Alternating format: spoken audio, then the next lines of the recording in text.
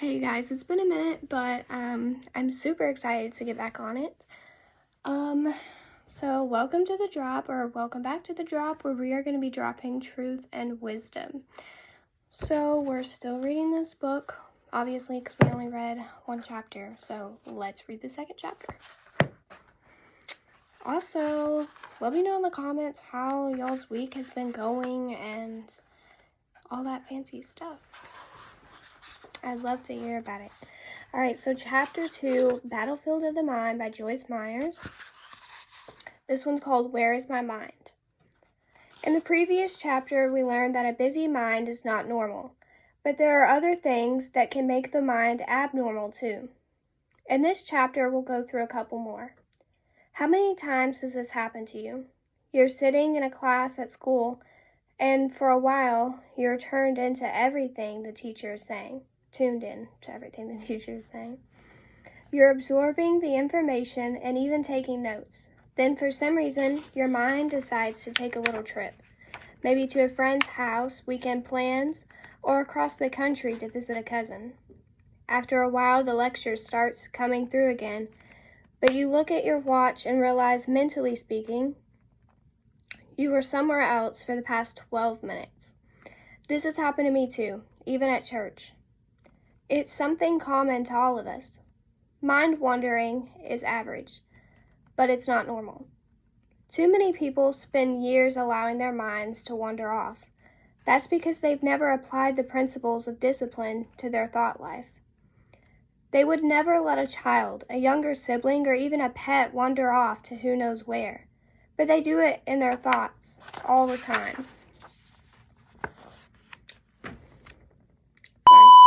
After a while, it can become a bad habit. I think people who can't seem to concentrate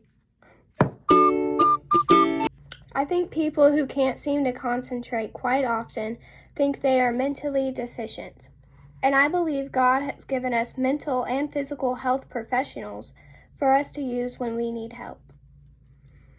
While some should utilize the medical professionals God has given us, if that seems an appropriate course of action, many times people who can't concentrate just lack discipline. After years of letting the mind gallop off to what it wants to, it's hard to rein it back in. It takes practice, it takes discipline to change your thought patterns. Another reason people find it hard to concentrate is that they lack proper nutrition. In particular, B vitamins enhance the ability to concentrate. So if you are plagued by an inability to focus, it might be worth a trip to the doctor or nutritionist. Another big factor associated with poor concentration is fatigue. Have you ever lost track of time playing games or texting late on a school night, then found it was virtually impossible to pay attention in class the next day? I have found that when I get overtired, the enemy will try to attack my mind because he knows it's more difficult for me to resist him when I'm worn down. Your mind can wander when you read too. I read a chapter in the Bible, get to the end, then realize that I don't have any idea about what I just read. I go back and read the chapter again, and it all seems new to me. This is because even though my eyes were scanning the words on the page, my mind had gone somewhere else. It wasn't alert and available to process what I was reading, because I failed to focus. I failed to comprehend. In the book of Ecclesiastes, the wise man, Solomon, advises people to give your mind to what you are doing. That's in the Amplified Bible. Think about that advice. It means to commit your mind to the words on the page, the words in the song, or from your parents or teachers. This is what a speaker means when they say, give me your full attention. The full attention thing has not been easy for me. I used to have a wandering mind, and I had to train it by discipline. The training was not easy, and I confess that I still struggle sometimes in defining the word wander The dictionary uses words like move about aimlessly and amble. I can be writing a book and suddenly realize that I'm thinking about something that has nothing to do with the book or its topic. I have definitely not arrived at a place of perfect concentration all the time, but at least now I understand how important it is to guard my mind from moving about aimlessly, wherever it wishes, whenever it desires. And I'm aware of my tendency, so I'm more on guard about it. Simply being aware can make a big difference.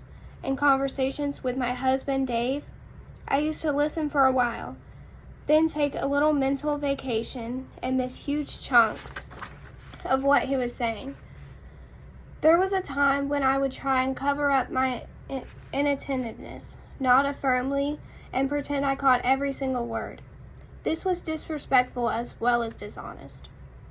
I may have missed some really important things, which can cause major disagreements. Now when my mind wanders, and I admit that it still does once in a while, I stop Dave and say, "Can you repeat what you just said? I'm sorry, but I let my mind wander off, and I missed it." It can be embarrassing to admit that you spaced out, but in the end, it's much more respectful to someone than to have faked hearing. And you won't have to miss out on a key piece of information or suffer the deeper embarrassment when asked a question like, "Do you agree with what I just said?" Or "How does that plan sound to you?" Being honest like this also shows people that you recognize you have a tendency and you're confronting it and working on it. And confronting a problem is the only way to defeat it. Another way to battle a wandering mind is to find ways to reinforce the messages God is trying to communicate to you. Downloading sermons or podcasts can keep your mind fixed on God's Word. Listening to these on your way to school or work or while working out is a great way to reflect on key points or catch something you might have missed at church. If you are studying a book of the Bible, try reading passages in a couple of different versions of the Bible. Bible software and apps can help you read different versions easily. I've used this technique in this book. Sometimes the different ways of phrasing a concept broaden and deepen our understanding of it. Music is another great way to ward off a wandering mind. The rhythm, rhymes, and beat of a song can help you remember a Bible verse or key biblical truth. In addition to keeping your wandering mind in check, it's also good to realize you have to keep your mind in check as well. In addition to keeping your wandering mind in check, it's also good to realize you have to keep your wandering mind in check as well. And I should point out that I'm not talking about the kind of all-field wonder we feel toward God and His creation. This is wonder of another sort. I wonder what kind of grades I'll get this semester. I wonder if I'll get a good job someday. I wonder when I'll be married. I wonder how old I'll live to be. Have you ever thought about stuff like this? For me, my wonders are things like, I wonder how my son is handling this part. Oh my God! Have you ever thought about stuff like this? For me, my wonders are things like, I wonder how my son is handling the pressure at his work, or I wonder how many people will show up to the conference I'm teaching, and I wonder what I should wear.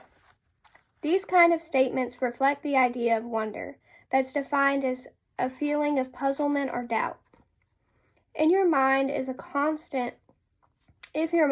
in a constant state of this kind of wonder, that's not normal.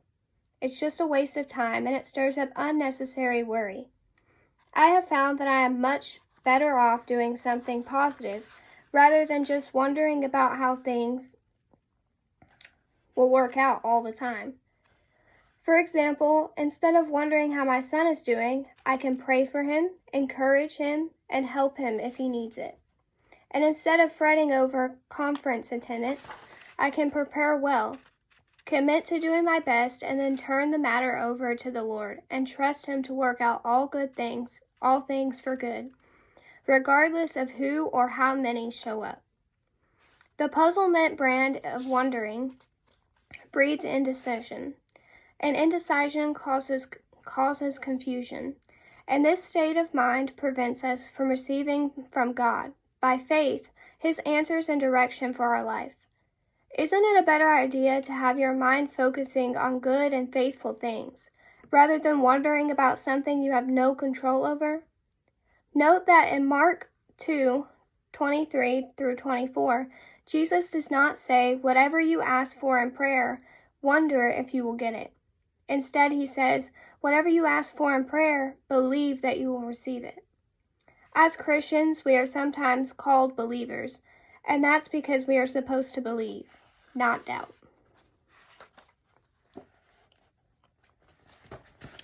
So, let's talk about it.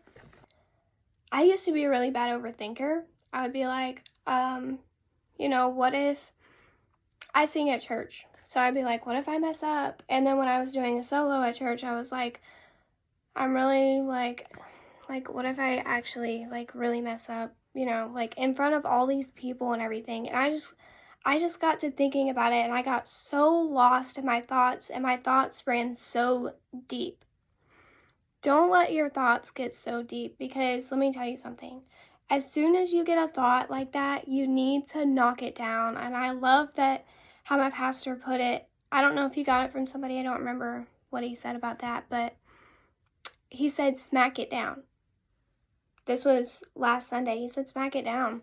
Smack the devil out of town. Smack him. And I love that because, and like he said, you can't just have a battle in your mind, like, get out of here, devil, but you're just thinking it. You can't do that, because he can't read your mind, but he can put thoughts there. So you need to bounce back, slap him out of town, and tell him to get out. And you need to say it. You need to speak it out loud, because like God said, we have power. Sorry, I thought I heard my grandpa. We have power living inside of us. And let me tell you, like it says in the Bible, I can't think of the word. I let my mind wander off. I apologize.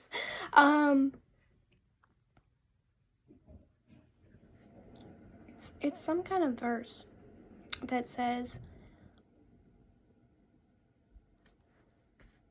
life and death are in the power of the tongue. I'm sorry, guys. So sorry. I apologize. Life and death are in the power of the tongue. So if we have the power over life and death, don't you think we have the power to shut the devil out and tell him, get out of my mind? And it's just I used to be kind of bad at daydreaming, I guess you want to call it, whenever I was in school or whatever, and I didn't want to listen to what the teacher was saying. I would just make up all these fake scenarios in my brain. That gets you living somewhere that's not real. You need to be living in the real world. Stop making up fake scenarios in your head. It's really not good for you, because it got me so where that's all I wanted to do. Instead of listening to somebody talk, instead of going to church and actually listening to what the preacher was saying, I would just make up all these fake scenarios in my head, because I wasn't living in the real world. I was living in this place that I had made up in my mind. And like my pastor said, you are your biggest enemy, really. It's not even the devil, it's really just you. You are your biggest enemy. So you need to realize what your problem is, confess that you know what your problem is, say that you know what your problem is. I know I have a problem with, I don't know, let's just use her example. I know I have a problem with letting my mind wander off somewhere. Well, confront the problem, like she said. Say that you have that problem, and then thank God that you don't have that problem anymore. And say it out of your mouth that you don't have that problem anymore. Say, this is what I was struggling with, Lord. I thank you for taking that away. And now in Jesus' name, I don't have that problem anymore. I don't have to battle with the devil about my mind anymore. And like I said, the devil can put thoughts in your mind, but he can't read your mind. So when you get those thoughts, you need to say, devil, get out. You have no authority over my mind. You have no authority over my life. You have no authority over my body. You have no authority here whatsoever. None. You have no authority. The devil has no authority. And we are giving him exactly what he wants. We're letting him in. Stop letting him into your mind. We have to put a stop to it. We have to put a stop to it. Because like I said, I used to overthink so bad. And I started confessing. I said, I'm not an overthinker. I'm going to give it to you. And I'm going to let it go. So give your problems to God and then let them go. You don't need them. And he says in the Bible, he wants them. Give them to him. He wants them because he cares for you. So whenever you start overthinking about something, give that to God. Give all your cares and worries, cast all of your cares and worries unto God because he cares for you. He will take them because he cares for you and leave them. Leave them. Don't go back for them. Don't go running back and say, oh God, I just miss him so much. I just miss my boyfriend. I just miss my ex. And why did you have to get him to break up with me? No, honey. No. No, we're not doing that. Stop. And let me tell you something else. Leave what's in the past. Leave it there. Leave it there. Because I used to do that too. I would make up scenarios in my head about things that had already happened. And I'd be like, well, if I would have just done this. Well, if I would have just done... No, get it out. You are where you are. You are where you are. My pastor said that, and Pastor Dallas, and I love both of them. Pastor Dane, for watching this, I love you. Pastor Dallas, if you're watching this, I love you. They pastor two different churches, guys, so they're not the same people. But anyway, it's really important that we stop letting our mind take us somewhere that's not real. Because we're allowing ourselves to stop living in reality. We're allowing ourselves to go somewhere that's not even real. If you want something to come to pass in your life, you need to confess it. You can see it too. You can say, like, I'm believing to, go to this Bible college. See yourself at that Bible college. There's no problem with that, but don't get so caught up in it where you start making that a fake reality for yourself. If you understand what I'm saying, there's a line between seeing it in your mind and believing that you're going to get there. There's a difference between that and living in this place that is not even real. When you make up all these fake scenarios about having a, like, trying to think. I'm trying to say this in a way to where it doesn't confuse you, because I understand the difference, but I'm trying to say this in a way to where you guys can understand that difference too. Just don't overthink things so much to where you get lost in that thinking and that's all you ever think about, which is pretty much what she said. But Really, that's the key. Just don't get so lost into something where that's the only thing that you can think about. It's good to see yourself going to that college, living in that house. It's good to see that. But don't think about it every waking moment of your life. Don't do that. Say, Lord, this is what I'm believing for. I can see it. I confess it. I'm telling you this is going to happen, and I'm going to say it to everybody that I see. You might think you're crazy, but you can do it if you want to. Anyway, you can do that. That's perfectly fine. But I'm just saying, don't get so lost in those feelings and those emotions and those thoughts that you stop living where you're at now. That you stop living in reality.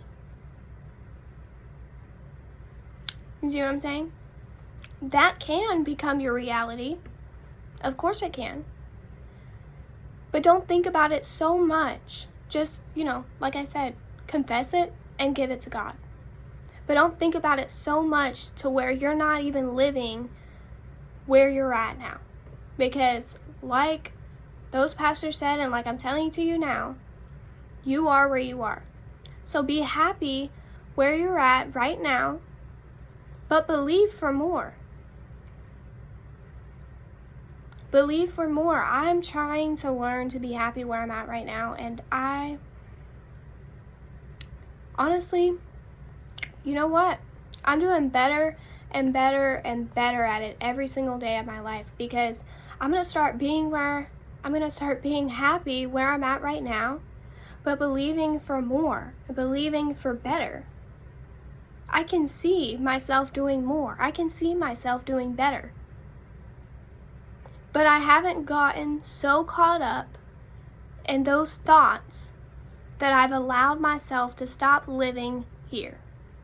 That I've allowed myself to get sad because of how I'm living right now. Or because of, whatever. I haven't allowed myself to get so caught up in that I just can't even imagine being here right now. You know what I mean? I haven't allowed myself to get so caught up in that to where I just think, life could be so much better. No.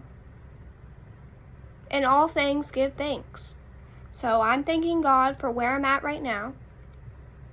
I'm being happy where I'm at right now, but I am believing better. I am believing for more, because He's a big God and He can do so much more than we give Him credit for. So,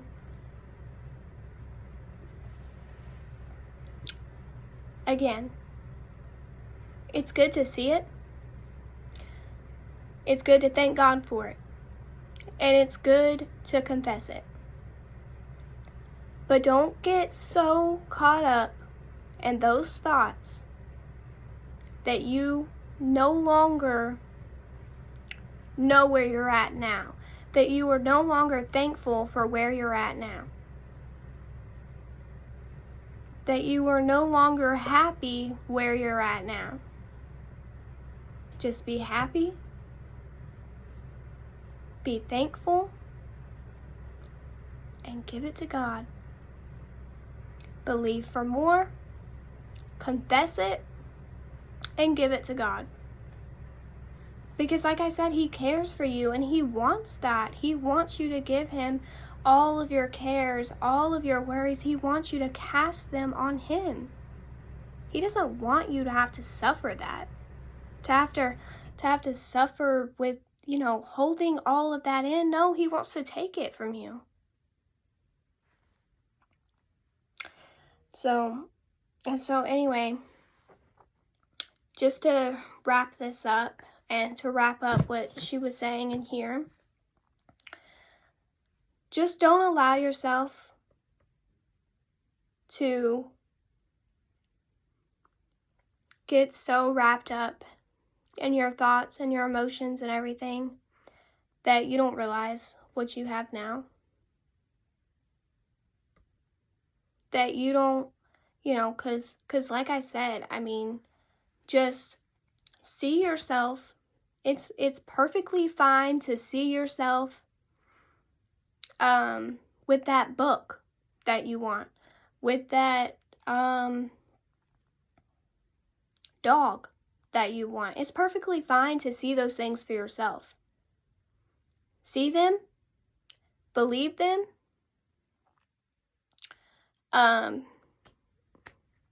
Sorry, forgot what I was gonna say. Believe them, see them.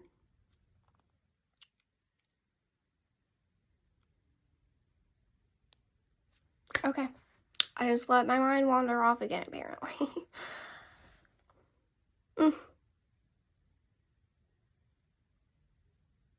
Okay, anyways, believe them, see them. Oh, and don't. Okay, so let's start believing, seeing, confessing, and giving it to God.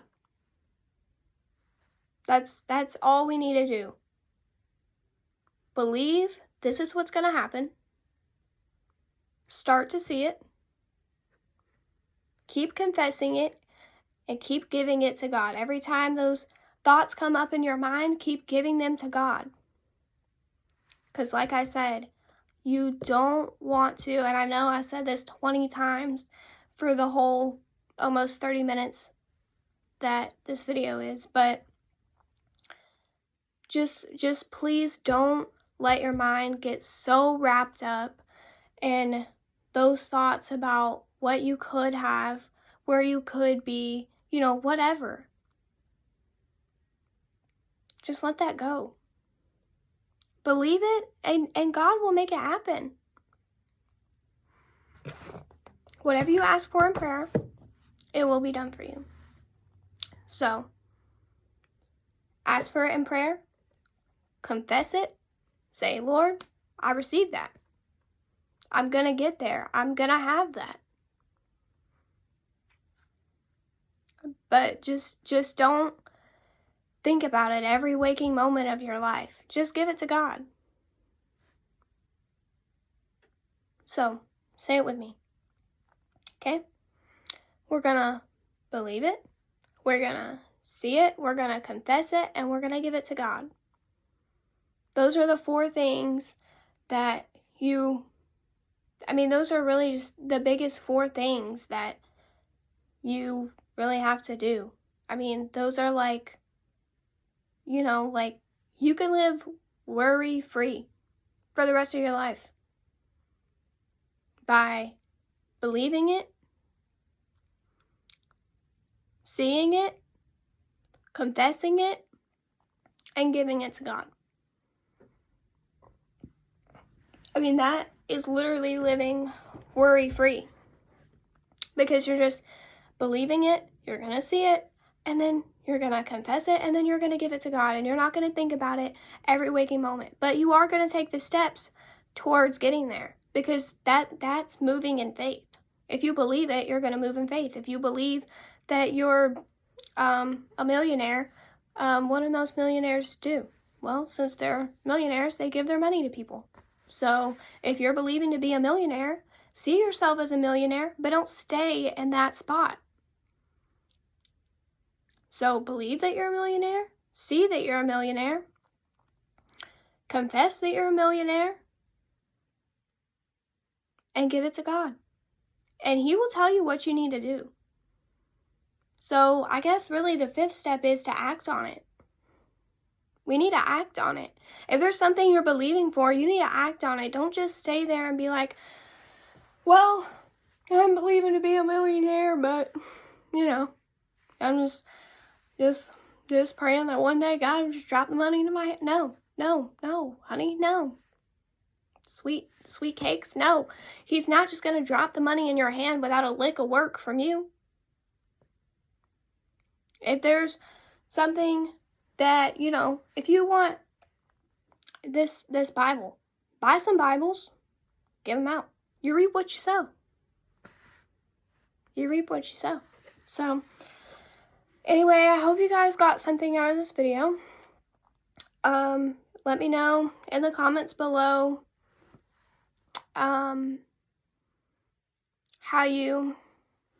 if you received anything. Let me know in the comments below if you understood what I was saying. I know that I'm kind of jumpy, so I kind of like go to something else and then come back and then just keep doing that, and then I kind of get repetitive.